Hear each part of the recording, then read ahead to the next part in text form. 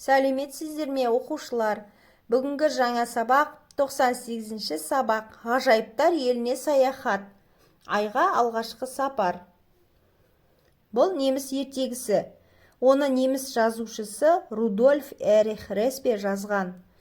Мюнхгаузеннің хикаялары деген күлкілі әзілге толы ертегіден үзінді. Бұрын Мюнхгаузен деген неміс азаматы болған екен. Ол кісі әскери міндетін өтеу үшін Ресейде болыпты. Одан соң түріктерге қарсы соғысқа қатысыпты. Мюнхгаузен Германияға қайтып келген соң әзілді әңгімелер айтып, танымал бола бастайды. Неміс жазушысы Распе сол әңгімелерді жинап, өңдеп, жеке кітап етіп шығарады.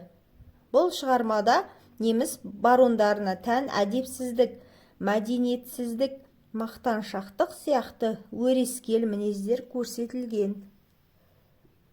Айға алғашқы сапар. Түркияда тез өсетін бақша өсімдігі бар екен. Оның тамырын топыраққа тегізсе болды, сонау көкке дейін тез өседі екен. Бұл өсімдіктің аты түрік бұршағы. Бір күні Мюнхгаузен сол бұршақты тауып алып, дереу тамырын топыраққа тегізеді. Сол-ақ екен көз алдында қаулап, әлгі бұршақ тез өсіп кетеді. Зымырап тура айға дейін жетеді. Ура деп айғай салады Мюнхгаузен. Мюнхгаузен қуанып, бұршаққа өрмелеп, көкке қарай шыға бастайды. Сөйтіп, жүріп айға барады. Қызығы, бұршақпен Мюнхгаузен айға жетеді.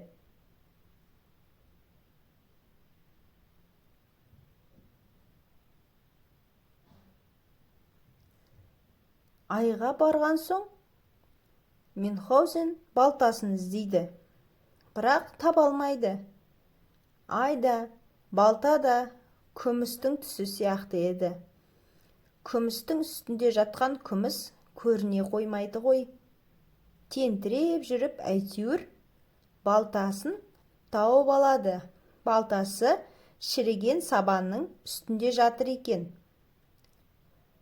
Балтаны дереу белбеуіне қыстырып алып, жерге түсейін дейді. Бірақ жерге түсейін десе, бұршақтың сабағын күн күйдіріп жіберген екен. Қолы тиген кезде қаудырап, шашылып түседі. Қап, енді не істеймін деп, еңіреп, жылап жібере жаздайды. Енді не істеу керек? Не айла бар? Жерге жетпей айда қалып қоямын ба? Қалайша мен өмір бақи айда қалып қоймақпын? Жоқ, ол болмас, жерге жету керек. Солай Мюнхгаузен әр ойланып, бер ойланып, шіріген сабаннан арқан есіп алады.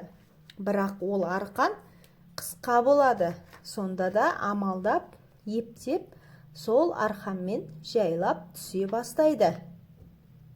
Бір кезде арқан таусылады да, Мюнхгаузен жер мен көктің ортасында қалып қояды. Жүрегі тас төбесіне шығады. Бірақ көкең былқ еткен жоқ. Арқанның төменгі ұшынан мықтап ұстап тұрып, балтамен арқанның бас жағын кесіп алады. Сосын арқанның бас жағын өзі мықтап ұстап тұрған аяқ жағына байлайды. Осылай жерге түсуге амал табады. Бірақ жерге дейін бірталай жереді. Ертеден қара кешке дейін арқанның басын кесіп аяғына жалғаумен күн өтеді. Әрең дегенде қаланың үйлері көрінетін тұсқа да жетеді. Жерге дейін шамамен 4-5 шақырымдай қалды. Бір кезде арқан бырт етіп үзілді де, соншама екпін салмақпен гүрс етіп жерге қарай кіріп кетеді. Қараса, шұңқырда жатыр екен. Шамамен 500 метрдей жерге кіріп кетіпті. Ал енді бұл зынданнан қалай шығу керек? Мюнхгаузеннің басы қатады. Күн ұзақ дәм татпай, тамақ жемей, қалай шығудың жолын ойлайды. Оны да табады. Тырнағымен шұқылап отырып текше жасайды. Және сол текшемен жүгіріп отырып Мюнхгаузен жердің бетіне шығады. Бұл Мюнхгаузен көкең мықты ғой. Осылайша Мюнхгаузен айға барып келеді. Оқушылар, ертегі қызықты әлі күлкілі ме? Олай болса, суретті әдебиет каналына тіркеліп, достарымызды шақырайық.